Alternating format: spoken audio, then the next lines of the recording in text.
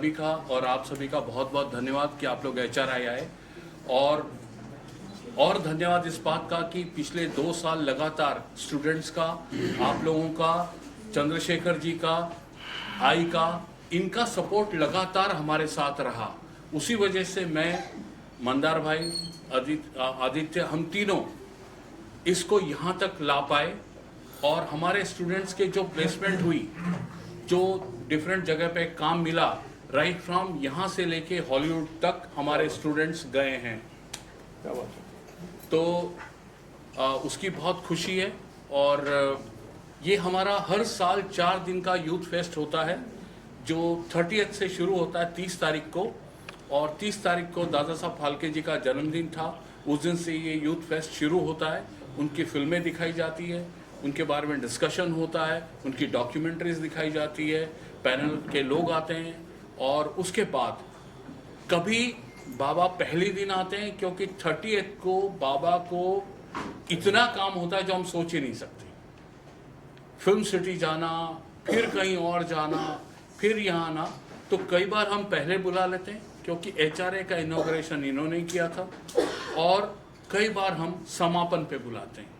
तो इस बार हमने बाबा को, यानी चंद्रशेखर जी को और आई को इस बार हमने समापन पर बुलाया है।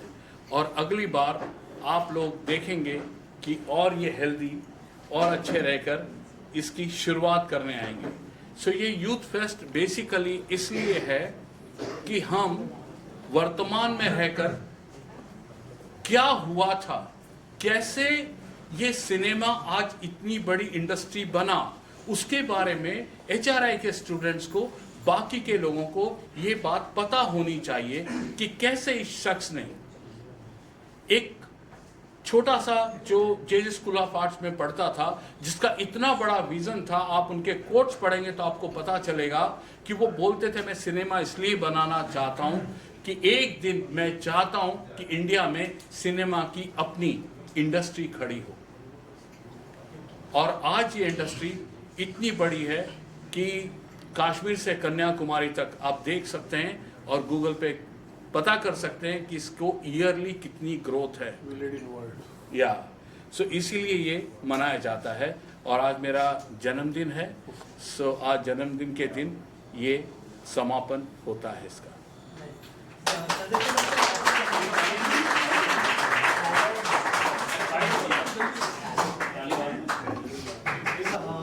जिस तरह से सर ने इनिशिएटिव लिया कि जो स्टूडेंट्स हैं उनको पता होना चाहिए कि दादा साहब फाल्के ने क्या किया है इंडस्ट्री के लिए, कितना इम्पोर्टेंट है ये चीज़, और सर क्या विश करना चाहेंगे सर के लिए?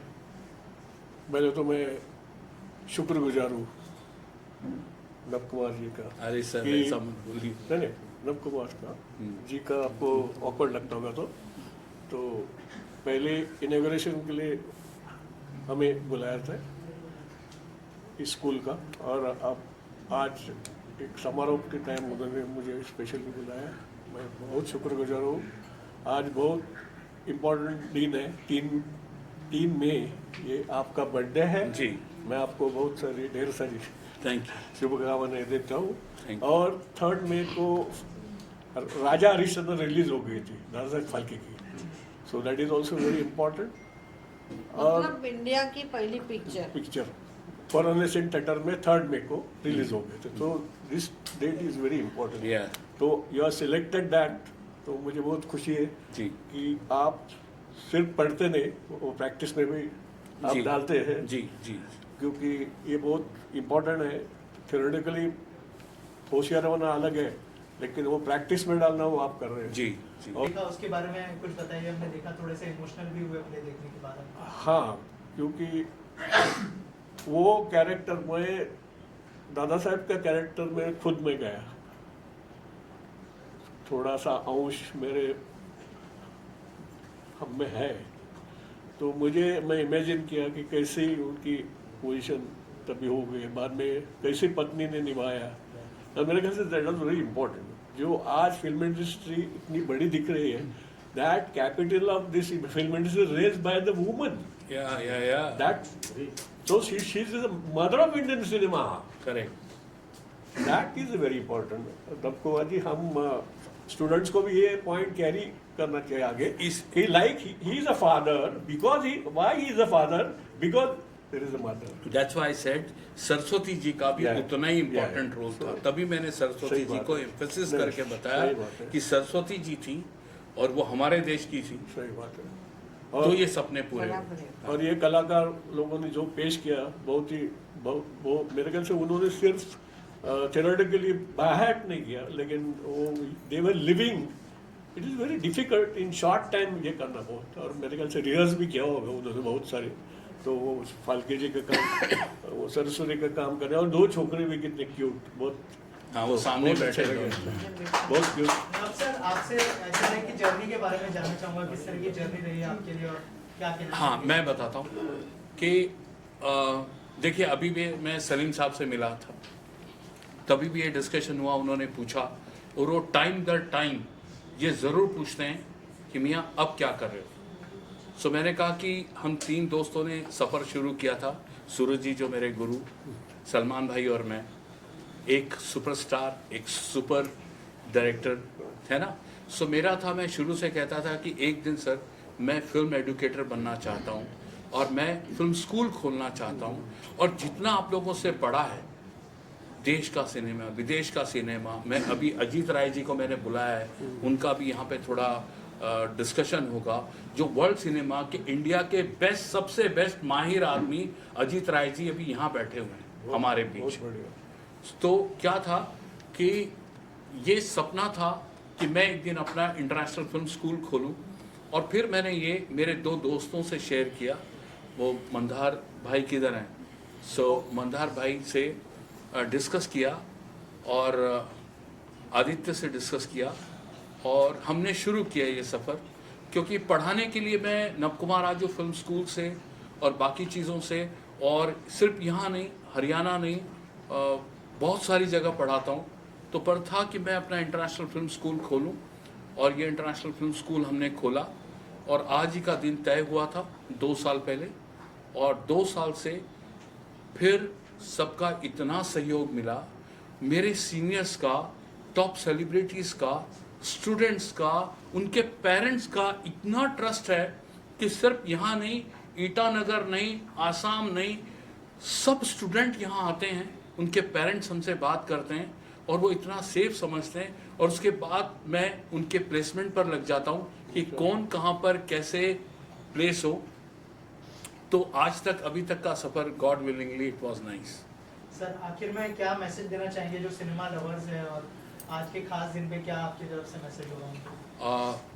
पहले बाबा की तरफ से, जी सर. फिर मेरी तरफ से. यस. बाबा, आपको क्या कहना है? आज के जो एस्पायरिंग एक्टर्स, राइटर, डायरेक्टर्स हैं, उनको क्या कहना है आपको? मैं इतना कुछ बड़ा आदमी नहीं, मैसेज देने काबिल, लेकिन एक बड़े आदमी के एक छोटा सा नाती करके मैं बोल सकता हूँ कि जो कुछ मैं देख रहा हूँ कि ये इंडस्ट्री में इतनी सारी ओपनिंग्स है. Why everybody wants to become hero heroine. बहुत टेक्निकली भी बहुत कुछ कर सकते हैं. जी जी. हर टाइम शाहरुख खान, सलमान खान बनने की मीन ठीक है, रेट इट भी, दे आर गुड, बट वो बनने की कोशिश मत करो. Don't get frustrated. There are so many things. एक editor, everybody is recognise in this industry. Yes. तो मेरे ख्याल से वो ये जो जनरेशन ने देखना चाहिए. कितने तभी तो पहले कुछ ये नहीं थे इतने, अभी तो कितने सारे OTT प्लेटफॉर्म है, कितने देयर टैलेंट के लिए बहुत स्कोप है. टीवी, सिनेमा, तो they can try the other technical aspects also. They can learn, like जी. जी. They can try there even if they may not be fit to be in lead role. ऐसा मुझे लगता है कि आजकल का कैरेक्टर रोल भी अच्छा करेगा तो वो भी हीरो जैसे ही होता है ना. उसका सवाल नहीं है. तो I can give that message. मेरे लिए तो बहुत लेट हो गया अभी. I am 73, 72. मुझे भी एक टाइम लगता था, मेरे दादाजी ने, लेकिन 1 पॉइंट आप देख लो कि नेवर टेम्प्टेड. दादा ने फिल्म निकाला, he was everything, but he never tempted to be hero. दादा ने कभी ऐसा बोल के मैं हीरो बन जाऊं, yes. Because he was knowing कि ये मेरा काम नहीं है. That is a great part of it. जैसा आजकल के वो खुद बन जाते हैं सब, तो कभी कभी फ्लॉप हो जाते हैं।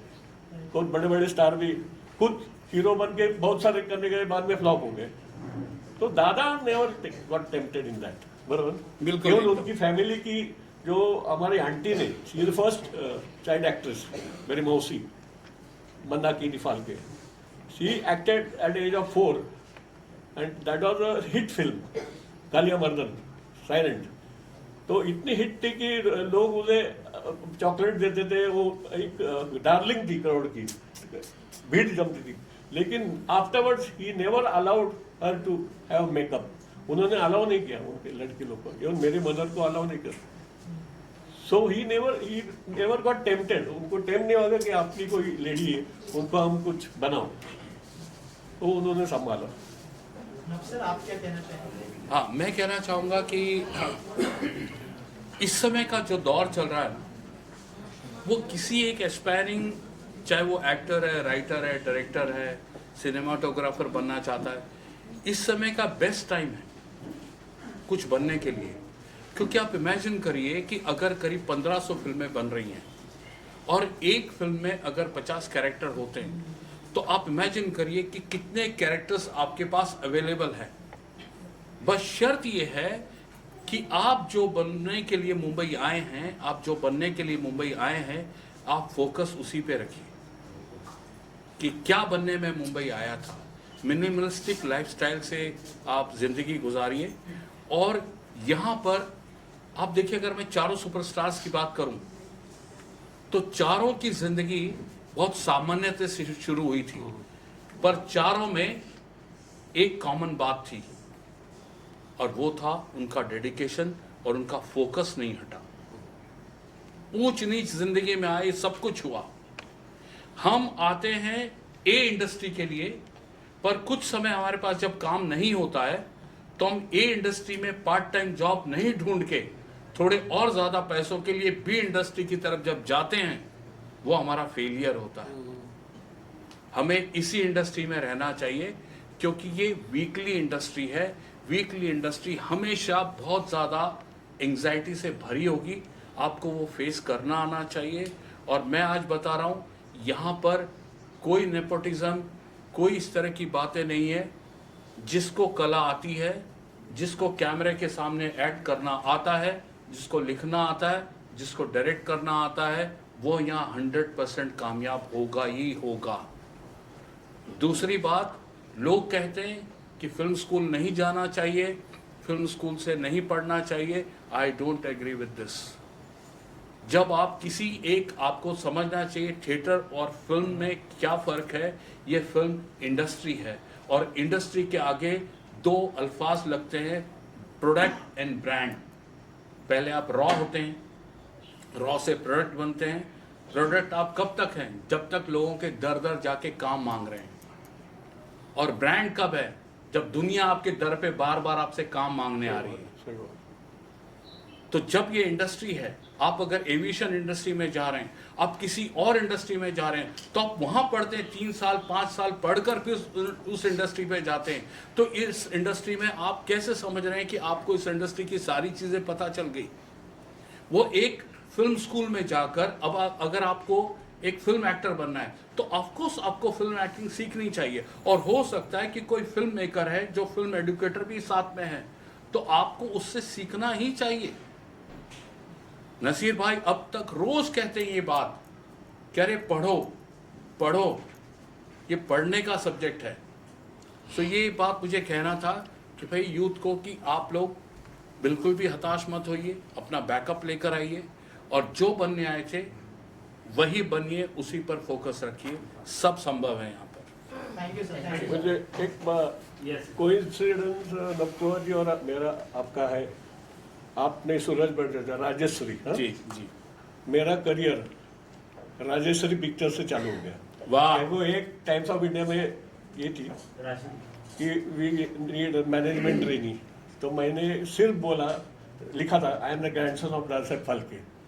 तब बस मुझे बुलाया गया और मुझे अपॉइंटमेंट किया गया, लेकिन वो जॉब अलग था, आपको पता है। But my career started with film, means film office, I am not actor but film office जो सूरज में था, तो उनके जो अजीत कुमार है वो सब हमारे बॉसेस थे। जी जी। तो और मेरा अभी जो इवनिंग है मेरे लाइफ का, वो भी उनका अवेयरनेस में भी मेरा चला जाता है। मुझे टाइम नहीं होता है, रात को भी मैं थोड़ा बिजी होता हूँ, वो कहाँ बुलाते हैं तो कुछ प्रिपेयर करना चाहिए। अभी कल इन्होंने बुलाया तो मैं I was rehearsing what to talk. तो मुझे मेरे ग्रैंडफादर ने बहुत बिजी रखा है, मैं शुक्रगुजार हूँ सभी का। आप सभी और मीडिया तो हमें बहुत सपोर्ट देता है। हिंदुस्तान के लोग सिनेमा में दुनिया में इसलिए पिछड़े हुए हैं क्योंकि हमारे यहाँ एक ही 2 फिल्म स्कूल हैं जो काम करते हैं। दूसरा ये सब प्रयास हैं, दुनिया के दूसरे देशों में हर यूनिवर्सिटी में, हर कॉलेज में फिल्म स्टडीज है। तो जब तक सिनेमा हमारे देश में शिक्षा का माध्यम नहीं बनेगा तब तक हम दुनिया में अपना नाम ऊंचा नहीं कर पाएंगे। क्योंकि जैसे कोई भी डॉक्टर ही पढ़े बिना ऑपरेशन नहीं कर सकता, उसी तरह सिनेमा पढ़े बिना वो फिल्म नहीं बना सकता। यह है क्योंकि हम माँ के पेट से सीख कर नहीं आते। सिनेमा इज एक्वायर्ड स्किल, तो उसको हमें सीखना पड़ता है। तो आज देखिए इंटरनेशनल लेवल पर हमारी मुंबई के फिल्म इंडस्ट्री का जितना योगदान कहा जा रहा है वो केवल 0.5% रेवेन्यू है। वर्ल्ड में 99.5% जो पैसा है वो दूसरे देशों के टर्नओवर का है। और हमारा पूरा मुंबई बॉलीवुड केवल हॉलीवुड की 2 फिल्मों में खत्म हो जाता है, 5,000 करोड़। जबकि बॉलीवुड हॉलीवुड की 2 फिल्में 5,000 करोड़ कारोबार कर लेती है। क्योंकि अमेरिका में, इंग्लैंड में, दूसरे देशों में हर यूनिवर्सिटी और कॉलेज में फिल्म स्कूल है। मैं ये कहना चाहूँगा नव कुमार जी ने जितना बड़ा काम किया है फिल्म स्कूल खोलने का, ये बहुत पुण्य का काम है और ये देश का काम है। इससे हमारा देश आगे बढ़ेगा और हमारे हजारों नौजवान अपनी अपनी कहानियों के साथ फिल्में बनाएंगे और दुनिया भर में उनकी ख्याति होगी। Thank you.